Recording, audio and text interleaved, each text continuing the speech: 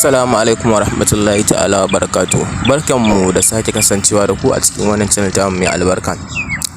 Da fatan duk wanda ya shigo wannan ce shigowar ka ta farko, muna roƙo da ka danna mana subscribe, sannan kai liking din bidiyon nan, sannan kai sharing ɗinsa domin su ma 'yan uwa su amfana.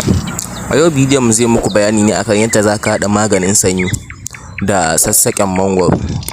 Wannan magani ne gaskiya mai matuƙar amfani saboda ba kowa ne ya san shi ba, saboda duk jarabar sanyi in dai za ka haɗa yacce aka faɗa maka insha Allah za ka warke.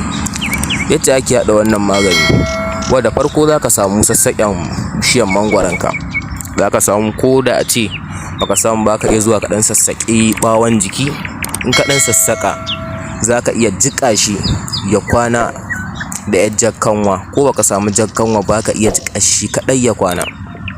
Idan ya kwana to za ka iya ɗauka ka sha bayan ya tsumu. Za ka dinga yin haka misali kamar kwana 3 ko sati, ya danganta da yadda ka ji yanayin fitar sanyin a jikinka.